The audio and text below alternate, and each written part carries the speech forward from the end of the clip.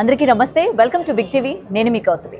Samantha so నిన్నటి నుంచి కూడా చాలా హాట్ టాపిక్గా మారింది. తను పెళ్లి చేసుకునే విధానం ఒకటైతే అసలు ఆ విధానంలోనే ఎందుకు తను పెళ్లి చేసుకోవాల్సి వచ్చింది, ప్రీవియస్ తన పాస్ట్ ఏదైతే ఉందో మరొకసారి అలా జరగకుండా ఉండడానికి ఈ విధమైన పెళ్లి చేసుకోందా అని చెప్పి చాలామంది నెటిజన్స్ ఇవాళ అసలు ఆ పెళ్లి గురించి సెర్చ్ చేస్తున్న సిచ్యువేషన్స్ కూడా ఉన్నాయి. సో దాని గురించి మాట్లాడితే వాళ్ళు మనతో పాటు ఐకానిక్ ఆస్ట్రాలజర్ గట్టుపల్లి సురేష్ బాబు గారు ఉన్నారు. సార్ నమస్తే. జై శ్రీమన్నారాయణ. సో సమంత నాగ చైతన్య గారితో డివోర్స్ అయిపోయిన తర్వాత మళ్ళీ ఆమెని ఎవరు పెళ్లి చేసుకుంటారు, లేకపోతే ఆమె ఎవరిని పెళ్లి చేసుకుంటుంది అని చెప్పి చాలా ఈగర్గా వెయిట్ చేశారు. అయితే నిన్న తను పెళ్లి అయిన విధానం కావచ్చు, లేకపోతే ఆ ఫొటోస్ అన్నీ కూడా పెట్టడం జరిగింది. సో ఈ వివాహం ఏదైతే ఉందో భూత శుద్ధ వివాహం, సో దీన్ని ఏ రకంగా తీసుకోవాలి అంటే ఇప్పటి వరకు కూడా ఈ రకమైన వివాహం చేసుకోవచ్చు అని ఎవరికీ తెలీదు. సో అసలు ఎందుకు తను పర్టికులర్గా ఇలాంటి వివాహం చేసుకోవాల్సి వచ్చింది? సో దీనివల్ల దాంపత్య జీవితం ఎక్కువ కాలం ఉంటారు, బలంగా ఉంటారు జంటలు ఇద్దరు కూడా అన్నట్టు ఏమైనా సంకేతమా లేకపోతే ఏంటి? ముందుగా సమంత గారికి శుభాకాంక్షలు. మ్యారేజ్ చేసుకున్నందుకు, ఒక ఇంటి వారైనందుకు మనస్ఫూర్తిగా అయితే అభినందిద్దాం సమంత గారిని.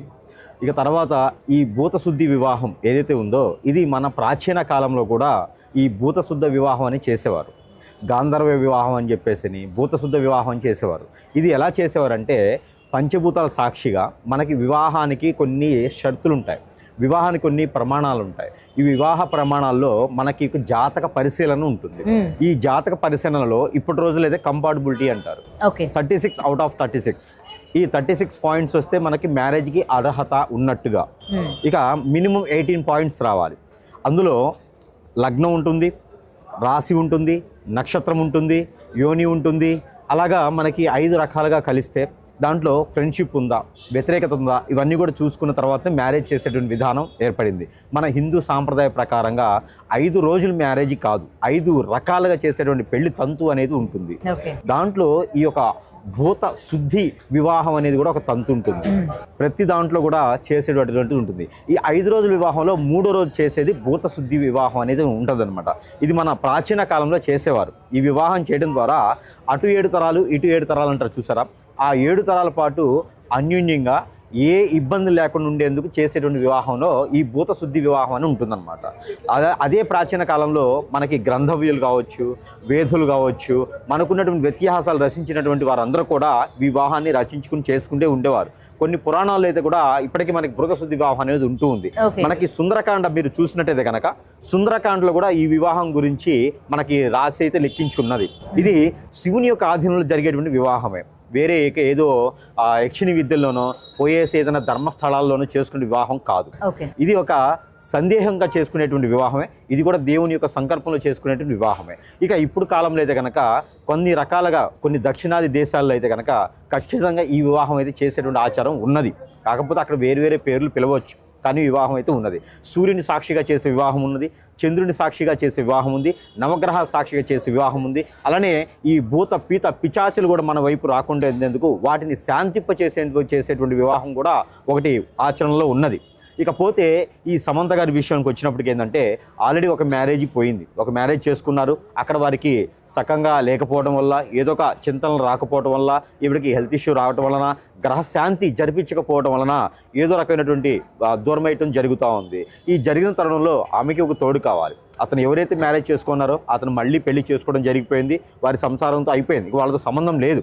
ఇక్కడ వాళ్ళంతా బాగున్నారు. ఇక్కడ ఈవిడ కూడా ఒక తోడైతే కావాలి.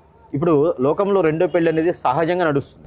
పెళ్ళిళ్ళు కాకుండానే చాలా మంది ఉన్నారు. అలాంటిది రెండో పెళ్లి చేసుకోవడం ఆనందకరమైన విషయమే, గొప్ప విషయమే. సమంత గారికైతే ముందు హ్యాట్సప్ చెప్పొచ్చు ఆ విషయంలో మాత్రముగా. ఇక చేసుకునేటువంటి మహానుభావుడు ఎవరైతే ఉన్నారో రాజుగారు, ఈ యొక్క రాజుగారే కదా, ఎస్ రాజుగారు ఎవరైతే ఉన్నారో ఇతను ఒకప్పుడు మనకి ఇప్పుడు డైరెక్టర్గా కూడా రాణిస్తున్నారు. ఈయన మంచి మనసుతోనూ గొప్ప వ్యక్తిత్వం తెల్లటువంటి వ్యక్తి అని మనకు తెలుస్తూ ఉంది. వీరి యొక్క జాతకంలో కూడా మనం పరిశీలించి చేసినట్టయితే కనుక ఏదైనా సరే మళ్ళీ కూడా అలాంటివి జరగకుండా, అంటే ఫాస్ట్లో ఏదైతే జరిగిందో అది జరగకుండా ఉండేందుకు ఒకటి. ఇకపోతే ఈ భూత పీత పిచాచులు ఇవన్నీ ఉంటాయి అని ఎంత నమ్మకం ఉందో అలానే ఈ భూత సాక్షిగా అనేది ఈ భూత శుద్ధి వివాహం అనే దానికి ప్రత్యేకత మీరు చెప్పాల్సింది ఏంటంటే కనుక మనలోని ఆత్మ సంతృప్తి చెందేందుకు మనలోని దోషాలు ఉంటాయి. కళత్ర దోషం ఉంటుంది, కాలసర్ప దోషం ఉంటుంది, నాగదోషం ఉంటుంది, కుజు దోషం ఉంటుంది. ఇలాంటి దోషాలు ఏమైనా మనకి దరి చేరకుండా ఉండేందుకు కూడా ఈ భూత శుద్ధి వివాహం అనేది చేస్తూ ఉంటారు. మనకి పెళ్లిలో కూడా ఈ మంత్ర ఉచ్చారణ జరుగుతూ ఉంటుంది. మనకి గంధర్వ మ్యారేజ్ అంటే గంధర్వ పెళ్లి అంటారు. మనకి ఎక్కడెక్కడ జరుగుతుంది అంటే కనుక ఆర్య సమాజాలు ఉంటాయి కదా, ఈ ఆర్య సమాజంలో కూడా వివాహ తంతు చదివేటువంటి మంత్రాలు వేరే ఉంటాయి. రాజులకు చదివేటువంటి మంత్రాలు ఏవైతే ఉంటాయో నట్టినడు జమున అభిజిత్ లగ్నంలో కొన్ని మంత్రాలు ఉచ్చారణ మారిపోతూ ఉంటుందన్నమాట. అలాంటి మంత్రోచ్చారణ జరిగేటువంటి రాజు తంత్ర మంత్రోచ్చారణతో జరిగేటువంటి మ్యారేజెస్ కొన్ని ఉన్నాయి. అలాంటి సాక్ష్యం కోసము ఈ యొక్క సూర్యుని సాక్షిగా, చంద్రుని సాక్షిగా, నవగ్రహాల సాక్షిగా ఉండేందుకు ఈ యొక్క భూత పీత పిచాచులన్నీ కూడా వెంటాడకుండా, వెంబడించకుండా, రేపటి రోజున వీళ్ళ మ్యారేజీ మీద ఎవరికైనా నచ్చకుండా కూడా, ఎవరేదైనా చెడు క్రియలు చేపించినా కూడా, వీరిద్దరి మధ్యన విడిపోవాలని చేపించినా కూడా అది ఏం అవ్వకుండా ఇవన్నీ కూడా తోడుండేందుకు ఈ భూత సాక్షిగా చేసుకునేందుకు ఈ ఒక మ్యారేజ్ చేయడం అనేది జరుగుతూ ఉంది. ఇది కూడా శివుని యొక్క ఆధీనంలోనే జరుగుతుందని మాత్రం చెప్పవచ్చు. ఓకే. అండ్ సార్ పర్టికులర్గా అంటే ఇప్పుడు ఇక్కడ పెళ్లి చేసుకున్నారు కాబట్టి ఎటువంటి కార్యక్రమాలు అంటే నార్మల్గా బయట మనం పెళ్లి చూస్తూ ఉంటాము, కన్యాదానం అని చెప్పి, లేకపోతే ఇవన్నీ ఉంటాయి. పర్టికులర్గా ఈ వివాహానికి వచ్చేసరికి ఇలాంటివన్నీ కూడా ఉండవా? అసలు ఈ రోజుల్లో మ్యారేజ్ చేసుకోవడానికి సాక్ష్యం ఒకటి సరిపోతుంది. తాళి కట్టినా కట్టకపోయినా కూడా ఒకరిగా ఉండాలనే భావన మనసులో ఉంటే సరిపోతుంది. ఇక మ్యారేజ్ చేసుకోకపోయినా పెద్దగా ఆలోచించట్లా. ఇంకా వారు పెళ్లి చేసుకున్నారు, ఇంకా వారు పెళ్లి చేసుకుని నలుగురిలో వాళ్ళు పబ్లిసిటీ చేసి చూపించారు, మేమిద్దరం భార్యాభర్తలు ఈ రోజు నుంచి అని తెలియజేయడం అనేది చాలా గొప్ప విషయం.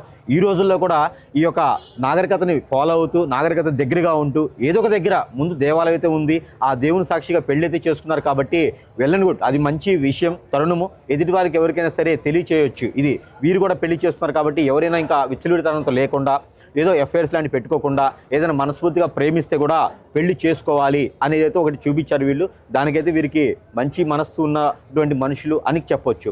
ఇకపోతే వీరికి ఈ పెళ్లి జరిగినటువంటి తంతుకి కావాల్సినటువంటి మంత్రోచ్చారణతో పాటు కొన్ని వస్తువులు ఉంటాయి. అవి ఏంటంటే కనుక మిరియాలు, ఎండు మిర్చి, అలానే కనుక ఈ రెండింటితో పాటు పత్తి గింజలు, ఉప్పు, కళ్ళుప్పు ఉంటుంది కదా, ఈ కళ్ళుప్పు ఇవి కూడా ఆ మ్యారేజ్కి కనుక పెట్టి ఉన్నట్టయితే కనుక ఆ గ్రహాల యొక్క శోభ, ఆ గ్రహాల యొక్క అనుకూలత, అననుకూలత, అలానే వీరిలో ఉన్నటువంటి క్రామ క్రోధాలే కాకుండా వీరిలో ఉన్నటువంటిది ఇబ్బందులు ఉండేటువంటి విషయాలు ఏవైతే ఉన్నాయో, వీరికి కాలసర్పదోషం, నాగదోషం, కుజుదోషం అలాంటివి ఏవైతే ఉన్నాయో అవన్నీ కూడా పటాపంచలేదానికి ఆస్కారం ఉంటుంది. రేపటి రోజున ఎవరైనా వీరి పెళ్లికి నచ్చకుండా ఉండి, వీరి పెళ్లిని చెడగొట్టాలి అని ఉండి, వీరు విడిపోవాలని చేసేటువంటి తంతులు ఏవైతే ఉంటాయో, చెడు ప్రయోగాలు ఏమైనా చేస్తారో అవి పెద్దగా వీరి మీదకి రావు. అంటే సార్ ఇంకొకటి, ఇది అందరికీ గుడ్ న్యూసే అయినప్పటికీ తర్వాత వీళ్ళిద్దరూ కలిసి ఉంటారు. ఎందుకంటే ఇంత సీక్రెట్గా, లేకపోతే ఇలాంటి ఒక వివాహాన్ని ఎంచుకొని బలంగా ఉండాలి అని చెప్పి చేసుకున్న వీళ్ళు రేపు పొద్దున ఏ విధంగా ఉంటారు? ఆబ్వియస్లీ ఫ్యాన్స్ అన్నాక వాళ్ళు అభిమానించే వాళ్ళు డెఫినెట్గా కలిసి ఉండాలని కోరుకుంటారు. ఇది కూడా విడిపోకూడదు,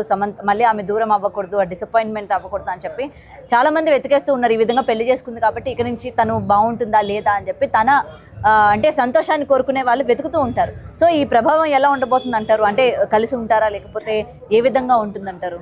ఇక్కడ మనం చూసుకున్నట్టయితే కనుక పొద్దున్నే పెళ్ళి అయ్యి సాయంత్రానికి విడాకులు తీసుకునే చాలా మంది ఉన్నారు. అవును కదండి.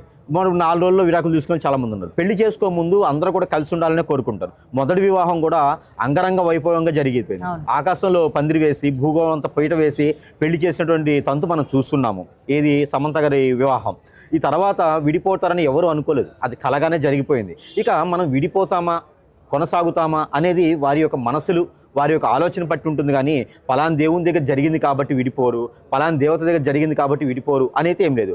ఎంత సాక్ష్యం ఉన్నా, ఎన్ని రకాలుగా ఉన్నా కూడా విడిపోవడం అనేది వారి యొక్క ఆచరణ పట్టిక ప్రకారంగా, వారి యొక్క విధానం, సిద్ధాంతం, వారి యొక్క ఆలోచన ప్రకారంగా మారుతుంది తప్పితే, వారి యొక్క మనసు ప్రకారంగా మారుతుంది తప్పితే అది దేవుని సాక్షిగానో దేవుడు మనతో ఉన్నాడో అయితే కాదు. వాటికి వేరు, ఇది వేరు. పెళ్లి చేసుకోవడం అనేది ఒక తంతు, విడిపోవడం అనేది వాళ్ళ ఆలోచన, అది వారి మీద ఆధారపడి ఉంది. ఇకపోతే సమంత గారి జాతకం ఒకసారి పరిశీలన చేసినట్టయితే కనుక, ఇక్కడ రాజుగారి జాతకం ఒకసారి పరిశీలన చేసినట్టయితే కనుక, రాజుగారి జీవితంలో అయితే కనుక విడిపోయేదానికి కనిపించట్లా. కాకపోతే రాజుగారికి మాత్రము కుజుదోషం అయితే ఉన్నది.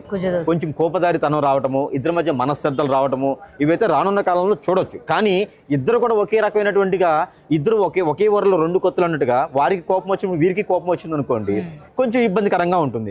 ఒకరు కోపపడ్డప్పుడు ఒకరు శాంతి ఇచ్చారు అనుకోండి, కొంచెం కూల్గా అయిపోతుంది. ఒకరు కాఫీ అయితే, వేడి కాఫీ అయితే ఒకరు కూల్ కాఫీ అవ్వాలి. 2 కాఫీనే ఒకరు ఈక్వల్గా ఉంటే సమానత్వంతో ఉంటుంది.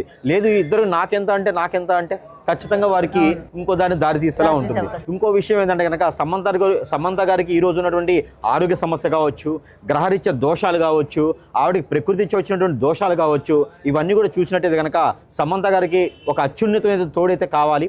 ఆ సమంత గారి తోడు ఇతనే ఉండాలని చెప్పేసి మనస్ఫూర్తిగా కోరుకుందాము. ఆ తర్వాత ఏంటంటే కనుక పిల్లలు పుట్టే విషయంలో కూడా కొంతమేర వీరికి ఆలోచించుకోవాల్సినటువంటి సందర్భం అయితే ఏర్పడతా ఉంది. వీరికైతే కనుక నేను చూసిన దాని ప్రకారంగా హార్మోన్ ఇన్బ్యాలెన్స్ అయితే కొంత కనిపిస్తూ ఉంది. ఆరోగ్య సమస్యలు కూడా వీరికి గ్రంథులకు సంబంధించినటువంటి సమస్య, దీర్ఘకాలికంగా ఉండేటువంటి ఆరోగ్య సమస్య అయితే సమంత గారికి కనిపిస్తూ ఉంది. కాబట్టి పిల్లలు పుట్టే యోచన అయితే మాత్రము ఏదైనా ప్రకృతి పరంగా వేరే విధంగా ఏదన్నా ఆర్టిఫిషియల్గా ఏదైనా పుట్టేటువంటి విధానం తప్పితే కనుక ఈవిడకి స్వయం సుపాధిగా పిల్లలు పుట్టేటువంటి విధానం అయితే నాకు కనిపించట్లేదు. కాబట్టి అవి గ్రహ దోషాలు కాదు, ఆవిడకి ఆరోగ్య సమస్యలు కూడా అలా ఉన్నాయి. కాబట్టి అవి ఏదన్నా వారికి అట్లాంటి సమస్యలు ఏమన్నా రావచ్చేమో, కానీ విడిపోయేటువంటి సమస్య అయితే వరకు అయితే వారి మనసుకు మాత్రమే చెప్పుకోవాలి తప్పితే విడిగా కామన్గా ఇక్కడ చేసినట్టు పెళ్ళిళ్ళు ఎప్పుడు కూడా విడిపోలేదు. చాలా తక్కువ. ఈ రోజుల్లో అయితే ఇక్కడ మనకి జరిగేటువంటి పెళ్ళిళ్ళు ఏవైతే ఉన్నాయో ఇక్కడ ఈ యొక్క శుద్రానికి సంబంధించినటువంటి పెళ్లి సాక్ష్యంగా కాబట్టి అన్ని రకాల ముక్కోటి దేవతలు కూడా దీవించేటువంటి విధానం శుద్రంలోనే ఉంటుంది. మనము రుద్రం తీసుకోండి, మనము పాజిటివిటీ ఉంటుంది. అలానే మంచితనంతో గుళ్ళో ఆలయాల్లో పెళ్లి చేస్తే పాజిటివిటీ ఉంటుంది, కానీ క్షుద్రం దగ్గర పెళ్లి చేస్తే ఆ పాజిటివిటీ కూడా ఇక్కడ ఉంటుంది. కాబట్టి ఈ శుద్ర వివాహం అనేది చాలా గొప్ప విషయం చేసుకోవటం. ఈ గాంధర్వ వివాహంలో అనే శుద్ర వివాహం కాబట్టి ఎలాంటి నెగిటివిటీ రాదు. పిల్లలు పుట్టేందుకు ఆరోగ్య సమస్యలు మాత్రమే సూచిస్తూ ఉంది. కాకపోతే వీళ్ళ మనసులు అనేది మాత్రం కొంచెం ఆలోచించుకుంటూ ఉండాలి. వీరి యొక్క దశాంతర దశలు కూడా బాగానే యోగిస్తూ ఉన్నాయి ఇప్పుడు ప్రజెంట్ అయితే కనుక. కాబట్టి కొంతకాలం కొనసాగేటువంటి ఆలోచన అయితే వీరికి ఉంటుందని మనస్ఫూర్తిగా కోరుకుందాము. ఇక జరిగింది పెళ్ళి ఇక్కడే కాబట్టి డిసెంబర్ 1 జరిగే పెళ్ళి అయింది కాబట్టి ఇప్పుడే విడిపోవడం దాకా ఎందుకు, సుఖంగా ఉండాలని అయితే కోరుకుందాము. అలానే వారి జీవితంలో అందరూ కూడా సుఖ శాంతులే పొందాలని మనస్ఫూర్తిగా అయితే కోరుకుందాము వాళ్ళకి. Right sir, thank you.